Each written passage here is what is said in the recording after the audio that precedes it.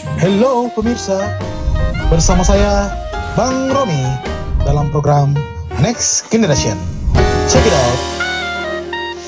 Ya pemirsa Harian Fajar Official, ini di tengah kita sudah ada Pak Andi Rahmat Wanggabarani selaku CEO IMB Group. Apa kabar nih Pak Rahmat? Alhamdulillah, sehat walafiat dan negatif. Negatif.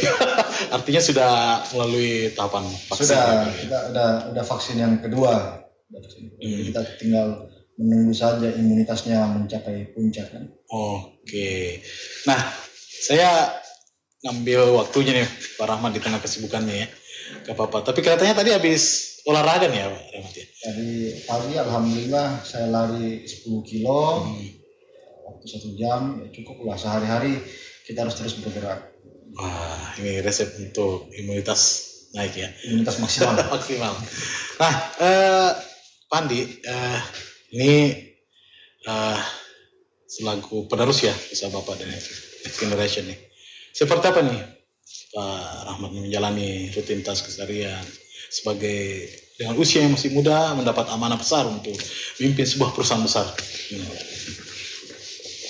Thank you Om Rama dan seluruh tim dari Fajar. Kita diberikan kesempatan untuk masuk ke dalam podcastnya ya. Bukan ambil waktu, kalau untuk Fajar selalu ada waktu. Nggak pernah nggak ada waktu. Jadi kalau sebagai generasi kedua kita atur waktunya lebih mudah. Nggak terlalu ini, apalagi dalam zaman sekarang teknologi sudah sangat canggih sekali ya Om Rama. Sudah ada gadget, sudah ada segala macam software dan sebagainya memudahkan kita untuk mengatur waktu. Jadi saya memakai salah satu software untuk bisa membantu saya mengatur waktu sebagai penghobi olahraga ya, dan juga mengatur pekerjaan. Kalau di bisnis kan alhamdulillah ayah saya sudah membentuk bisnis ini, tinggal saya masuk memperbaiki dan membuat berjalannya lebih cepat, lebih baik daripada sebelumnya pastinya kan.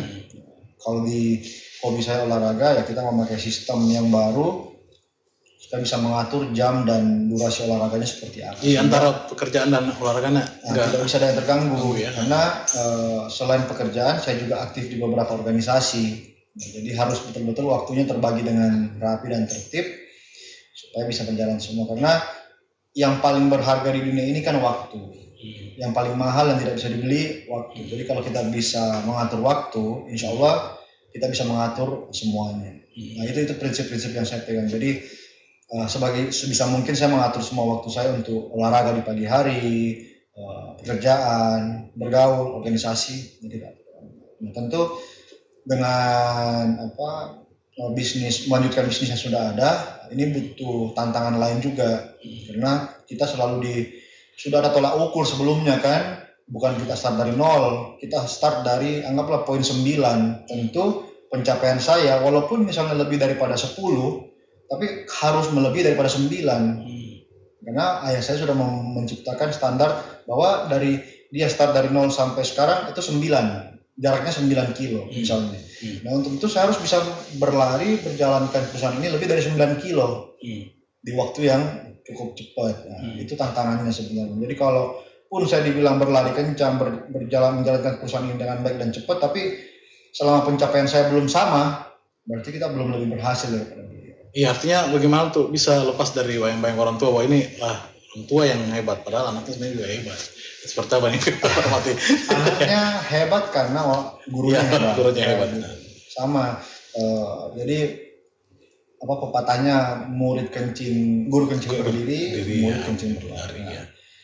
Apalagi kondisi sekarang semua sangat dimudahkan. Jadi kita potensi untuk gagalnya sangat kecil, potensi untuk salah sangat kecil karena kita sudah ada pendahulu kita yang melakukan kesalahan yang tidak boleh kita ulangi di kondisi sekarang. Jadi guru yang terbaik kan pengalaman. Nah, pengalaman ini yang dimiliki oleh semua pendahulu kita dan pendiri perusahaan ini tentunya.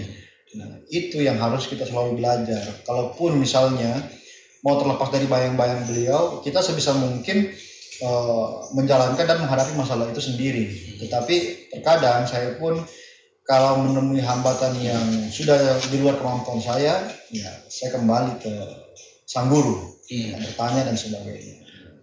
Jadi di kantor profesional, di rumah sebagai anak. Di rumah sebagai anak. Ya, jadi mungkin kalau misalnya ada masalah-masalah berat dihadapi di perusahaan, pasti dari orang tua nih, seperti ini.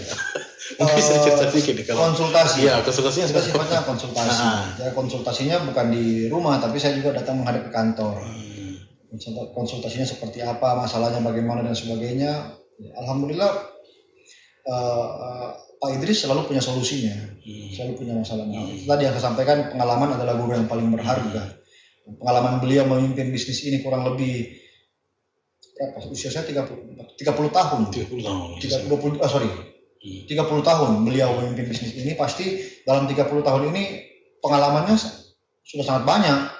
Dibandingkan saya baru memimpin perusahaan ini kurang lebih 8 tahun, 9 tahun. 30 tahun beliau memimpin, berjalan dari titik nol sampai sekarang ini pasti banyak masalah, kendala yang dihadapi, dan alhamdulillah kita melihat bisnisnya sampai eksis sampai sekarang. Artinya masalah itu bisa terpecahkan. Jadi kemana lagi kita mau berkonsultasi? Jangan ke tempat lain. Nah, di usia Pak Rahmat yang masih muda ya kan, di usia seperti ini banyak yang lebih kesannya santai, nggak mau menerima sebuah beban berat. Tapi justru Pak Rahmat di usia seperti ini sudah menanggung beban yang berat ya, seperti apa Pak Rahmat ini? Dengan di usia masih sangat muda sebenarnya. Nah, alhamdulillah saya dikasih rezeki menjadi anak tertua. Jadi itu juga yang memacu saya supaya mau bekerja lebih baik, karena ini yang saya dapatkan juga dari hobi saya berolahraga, itu selalu mau berkompetisi. Jadi kita dalam bersaudara juga tidak mau kalah dari saudara-saudara kita kan. Kita mau yang terbaik, tercepat dan sebagainya. Nah, oleh karena itu saya merasa selalu terpacu ingin berkompetisi dengan saudara-saudara saya dan teman-teman saya, bagaimana selalu menjadi yang terbaik. Dan bagaimana menjadi yang terbaik, yang terkuat, tentu harus mengangkat beban-beban yang di luar rata-rata, di atas rata-rata. Nah, beban-beban seperti inilah yang coba saya pikul, belajar sedikit demi sedikit, tidak juga langsung berat Om Rama. Jadi pelan-pelan dari satu unit bisnis, dari satu proyek. Sekarang alhamdulillah saya pegang kurang lebih 13 proyek rumahan saja, termasuk dengan 13 proyek semua ya? Iya. Ini di seluruh Sulsel atau? Di seluruh Sulsel, dan ada di Kendari, ada di Kalimantan. Itu properti. Iya. Di perhotelan juga alhamdulillah saya diberikan kepercayaan untuk bisa mengelola. Jadi cukup perhotelan besar ya mana yang diberikan ya? Ya, bisnisnya memang cuma 2, properti perumahan dan hotel, tetapi total kapitalisasinya luar biasa. Bisa menyita waktu juga ini. Ya, cukup lah. Tapi kan itu tadi, kalau bisa diatur waktunya, pasti semuanya bisa jalan dengan bagus. Hari ini untuk ini, hari ini untuk ini, hari ini untuk ini, seperti itu. Jadi karena saya juga banyak belajar membaca referensi dan sebagainya. Ya, orang yang mau sukses, orang yang mau bekerja keras, mau memikul beban berat. Ya, tidak ada orang yang sukses kalau mau bersantai-santai. Mungkin ada, tetapi itu pun mungkin hanya 0,0 berapa persen dari seluruh penduduk di dunia. Bahkan keluarga kerajaan pun harus bekerja, menjalankan tugas-tugas negara. Apalagi kita ini pengusaha yang bukan keturunan raja. Begitu kira-kira. Iya, untuk jadi raja nanti. Iya, Pak Rahmat, di tengah pandemi ya, tentu sebuah pukulan telak nih semua sektor nih. Yang dirasakan juga Pak Rahmat seperti apa, ini sebuah tantangan besar di tengah pandemi Covid. Ya, pandemi mengenai semua sektor, hampir semua sektor kena. Terutama yang paling terasa kan pariwisata, traveling, hotelan. Ya. Itu paling terasa, dan itu kita juga punya unit bisnis itu, perhotelan. Di 3 bulan pertama pandemi, kalau saya nggak salah di bulan Maret ya, April, Mei, masuk ke bulan Juni, itu begitu terasa pukulannya, membuat semua orang terpukul dan hampir kita lihat down lah, pasrah dan sebagainya. Termasuk juga pemberitaan di TV yang membuat seolah-olah kalau kita keluar rumah langsung positif. Sehingga banyak orang yang cenderung menjaga diri dengan tinggal di rumah, walaupun itu himbauan pemerintah. Tetapi kita sebagai pemilik bisnis tentu memegang tanggung jawab bagaimana bisnis ini bisa berjalan, orang-orang yang bekerja di kita tetap bisa bertahan, bisa ada tanpa melakukan pemutusan hubungan kerja. Dan alhamdulillah terkait masalah pandemi, IMB Property, IMB Group tidak melakukan PHK sama sekali. Oh, tidak sama sekali ya? Tidak ada sama sekali. Kecuali yang memang kontraknya udah selesai dan lain-lain. Tapi kalau yang masih berjalan dan kita PHK itu nggak ada. Nah, bagaimana caranya? Tentu dari pemilik bisnis itu sendiri harus punya strategi dan semangat yang baik. Strategi kita tahu semua orang miliki, terutama bisnis-bisnis yang udah lama eksis pasti punya strategi yang matang. Bagaimana melewati krisis dan sebagainya. Tetapi bagaimana memulihkan semangat di tengah saat semua orang lagi down. Nah, ini yang mental-mental ini yang harus dimiliki. Dan pada waktu itu saya masuk ke perusahaan di hotel dan sebagainya, saya menyatakan bahwa kita harus bangkit. Di saat semua orang lagi tidur, sekarang waktunya kita jalan. Kita mulai kerja, tawarkan prospek dan sebagainya, yakinkan bahwa hotel kita penuhi standar protokol kesehatan, bisa beracara di sini, bisa membuat meeting di sini. Dan saya yakin begitu kondisi pandemi sudah mulai agak longgar, mereka akan memilih kita dan mengingat kita. Dan itu yang dilakukan oleh teman-teman tim semua. Dan alhamdulillah hotel kami yang paling pertama menerima order pernikahan. Ya. Jadi di bulan Juni Juli itu sudah banyak acara pernikahan di tempat kami. Alhamdulillah seperti itu. Jadi semangat tim harus senantiasa kita jaga. Nah, bagaimana mereka semangat kalau pemimpinnya sendiri tidak semangat. Down, kan? Jadi Pak Rahmat dari itu harus memberikan semangat juga lebih dua. Harus. Jadi itu saya ingat sekali. Saya pimpin meeting pertama kali ke mereka. Mereka udah ibaratnya seperti mayat hidup lah. COVID sebelum positif dia. Jadi udah lemes duluan dan sebagainya. Jadi kita datang memberikan mereka semangat, kasih motivasi, arahkan bahwa jangan kamu yang lemes. Kamu semua kamu brand internasional, harusnya kamu lebih leading. Bagaimana caranya? Harus jalan. Ingat banyak orang-orang di bawahmu yang mau kerja, yang mau ini. Mereka akhirnya tersemangat dan mereka yang saya tanamkan. Ingat kamu brand internasional, jangan sampai kalah dengan brand lokal. Itu yang memacu semangat mereka. Jadi di tengah pandemi seperti ini, Pak Rahmat memberikan sebuah inovasi dan semangat kepada seluruh karyawan untuk terus berkarya gitu ya. Karena mereka ini Marriott brand internasional ini bukan saya bagaimana, tetapi mereka lebih duluan memiliki standar protokol kesehatan untuk seluruh properti hotelnya. Ini yang belum pada waktu itu belum terpromosikan dengan masif. Nah, jadi saya minta ke mereka, ini percuma kau buat ini video dan sebagainya standar protokol, kalau kamu tidak promosikan. Jalan segera ke kantor-kantor kemana, walaupun mereka ada kan waktu itu beberapa ada yang work from home, ada yang WFO juga. Mereka tetap jalan, kirim flyer, kirim WA atau sebagainya, kirim video ini, viralkan bahwa kamu punya protokol.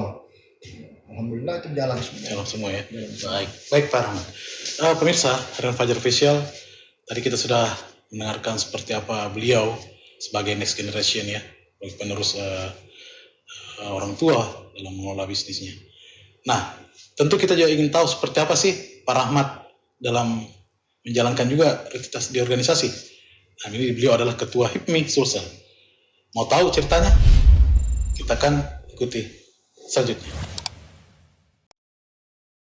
Hello pemirsa, bersama saya Bang Romi dalam program Next Generation. Check it out.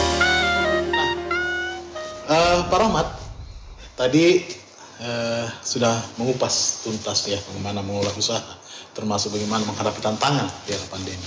Nah, di tengah kesibukan mengelola usaha, Pak Rahmat juga dipercaya menjabat amanah sebagai Ketua Himpunan Pengusaha Muda Indonesia Sulawesi Selatan. Gimana nih Pak Rahmat, nih awalnya tiba-tiba saya mau ambil nih amanah ini, padahal kita tahu Pak Rahmat sangat sibuk untuk mengelola bisnis, ditambah kesibukan lagi harus organisasi. Gimana nih?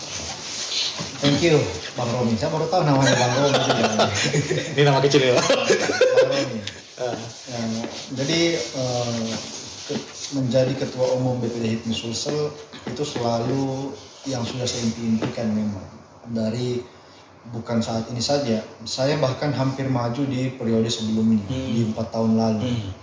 Tetapi mungkin udah jalan-jalan Tuhan menunjukkan bahwa karena di 4 tahun lalu itu bisnis hotel saya 4 Points baru buka dan itu betul-betul menyita tenaga dan energi untuk fokus di sana. Jadi pada waktu itu ya saya bilang bukan giliran saya, mungkin silahkan teman-teman yang mau silahkan maju.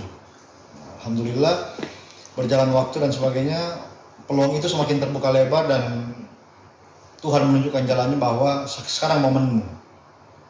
Makanya saya mengambil jalan itu dan alhamdulillah semua berkat jalan-jalan Tuhan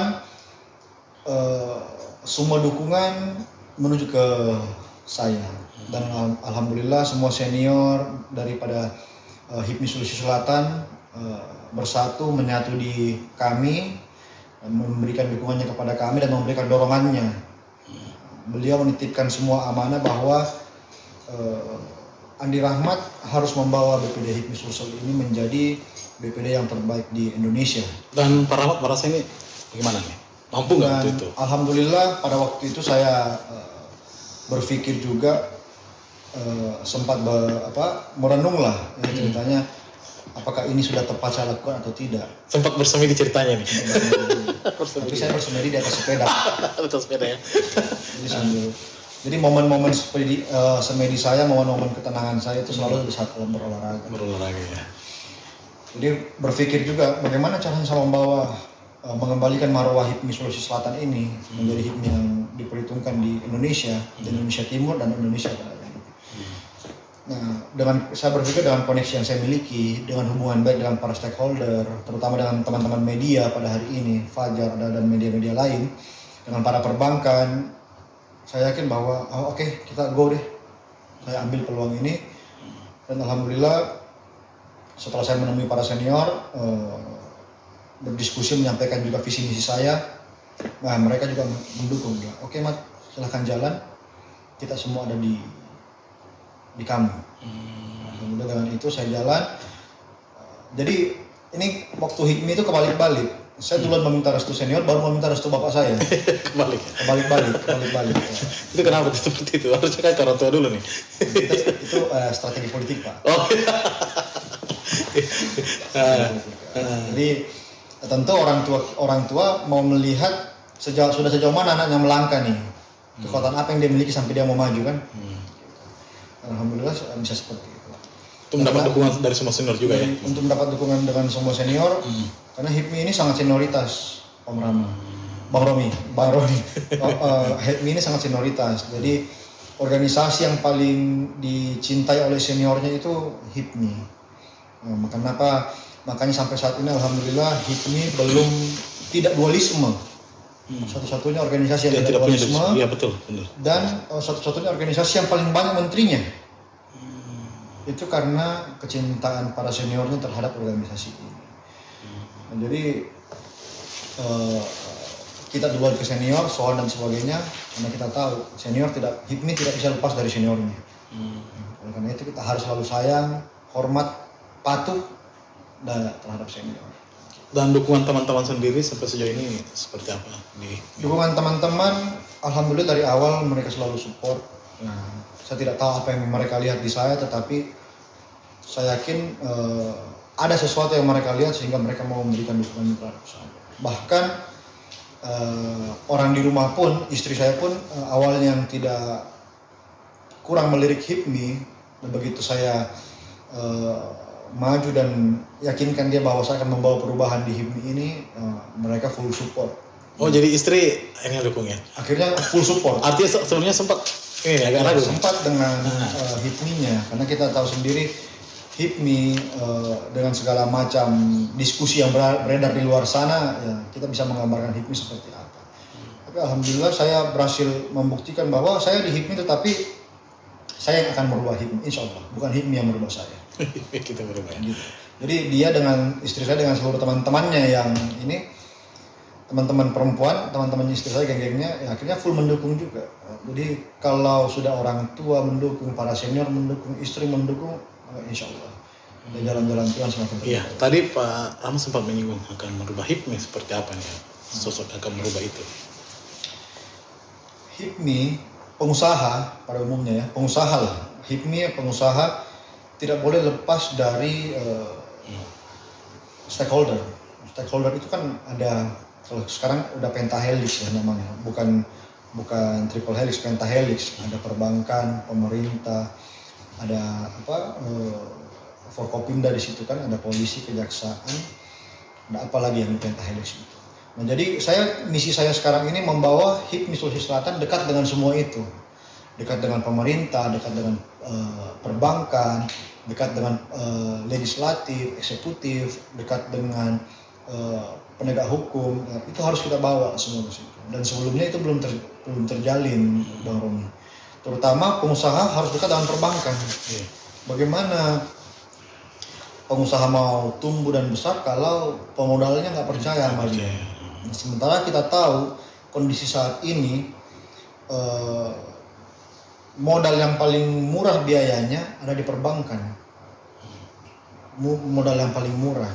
Jadi kalau pengusaha tidak dekat dengan sumber modal, susah tuh. Susah. Iya. Nah, setelah punya modal, tentu kita harus dekat dengan pengambil kebijakannya, supaya pengambil kebijakan ini mengambil kebijakan-kebijakan yang memudahkan dunia usaha. Nah, ini yang harus kita dekati semua. Setelah itu pengambil kebijakan tentu kita harus dekat dengan menyambung silaturahmi dengan para penegak hukumnya.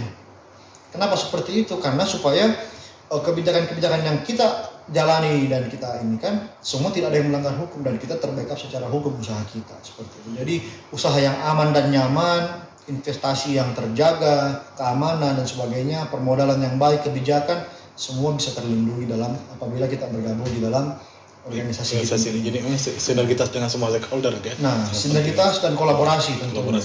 Alhamdulillah pada kemarin saya pelantikan, saya sudah MOU dengan beberapa stakeholder. Perbankan ada 4, ada Bank BTN, seluruh Himbara kita sebut. BTN, BRI, BNI, Mandiri, termasuk dengan Asosiasi Bank Syariah, Asbisindo.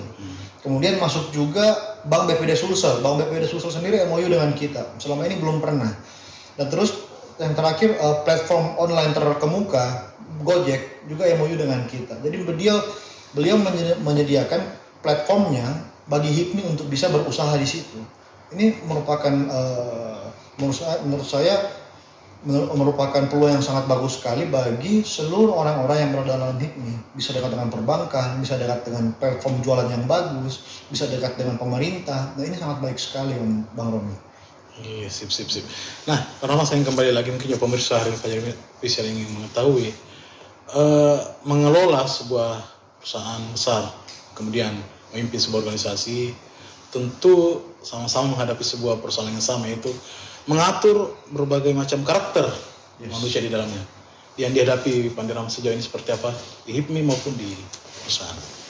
Kalau di perusahaan apa? Ada HRD, ada sistem SOP dan sebagainya. Kalau di perusahaan patuh sama aturan yang dibuat oleh HRD. Mirip-mirip lah di organisasi kita harus patuh terhadap ADART, anggaran dasar dan anggaran rumah tangga. Nah, terkait karakter orang di dalam organisasi. Nah, ini HIPMI kan menarik karena HIPMI ini direktur semua isinya. Soalnya orang hebat juga ya. Orang hebat semua isinya, orang hebat semua dan tidak. Satu lagi ya Pak Rahmat, masih muda kan? Masih muda. Mereka ini bos-bos semua di perusahaannya. Jadi masih muda. Biasa aja tipikal anak muda itu daya juangnya tinggi, semangatnya bagus, kreativitasnya oke. Jadi kita sebagai ketua, ingat saya sebagai ketua, bukan sebagai bos. Ketua kita harus bisa mendengarkan, mengayomi dan memberikan ruang sebesar-besarnya bagi para anggota kita, supaya bisa meluangkan kreativitasnya juga di dalam organisasi ini. Karena kita yakin mereka bergabung di organisasi untuk membangun organisasi supaya besar. Bukan kecuali mereka memberikan ide-ide dan narasi-narasi yang negatif, itu lain ceritanya. Tapi selama itu narasi positif yang bisa diterima oleh kemajuan organisasi dan terkait kepentingan seluruh pengurus dan anggota, itu pasti kita akomodir. Pasti kita jalan bersama dan sebagainya. Karena karakter susah, karena bos semua mau kita tegur juga. Ini dia bos, direktur kan, mau kita marah dia bukan bawahan kita, nggak bisa. Jadi yang penting organisasi ini kan satu visi misi antara ketua dengan seluruh pengurus. Alhamdulillah yang berada di kepengurusan sekarang benar-benar satu visi misi. Tadi bagaimana membawa HIPMI ini menjadi terbaik di Sulawesi Selatan dengan dekat kepada seluruh stakeholder yang ada. Iya, baik Pak. Satu lagi nih Pak. Bagaimana HIPMI ke depan dalam ikut membantu dan membangun daerah Sulawesi Selatan? HIPMI tentu kita akan menjadi mitra strategis dari pemerintah provinsi. Nah, terkait dengan Gubernur baru Pak PLT Gubernur Pak Sudirman Sulaiman, ini kita akan membangun komunikasi yang intens terkait bagaimana pelibatan himpunan pengusaha muda Indonesia ini dalam membantu recovery pemerintahan, recovery ekonomi pemerintahan, ekonomi yang ada di Sulawesi Selatan. Nah, ekonomi ini di Sulsel sendiri kan ada banyak, ada dari agriculture, pariwisata, industri dan sebagainya. Nah, sekarang kalau melihat dari potensi Sulawesi Selatan, tentu kita punya agrobisnis dan pariwisata. Begitu banyak sektor pariwisata dan agrobisnis yang bisa kita kembangkan di sini. Nah, di dalam HIPMI sendiri juga cukup banyak pengusaha-pengusaha agrobisnis yang ada. Nah, ini yang kita harus jalan dengan pemerintah, bagaimana pemerintah menyediakan wadah bagi seluruh pengusaha yang mau berbisnis agrobisnis supaya dibukakan peluang. Nah, bagaimana mengembangkan potensi hasil bumi yang ada di Sulawesi Selatan, ada jagung, beras dan sebagainya. Nah, kita harus mengembalikan Sulsel sebagai lumbung pangan. Iya. Lumbung pangan. Nah, ini yang harus sejalan dengan pemerintah pusat, pemerintah daerah. Nah, itu seperti itu. Jadi kalau mau mendukung program pemerintah daerah, kita harus menyiapkan infrastruktur dari kepengurusan kita bagaimana siap menyambut semua kebijakan-kebijakan pemerintah daerah terkait hasil bumi dan industri itu. Dan semua sudah siap, dari HIPMI sendiri siap. Insya Allah infrastruktur kami siap, seluruh pengurus kami juga ada yang bergerak di bidang itu.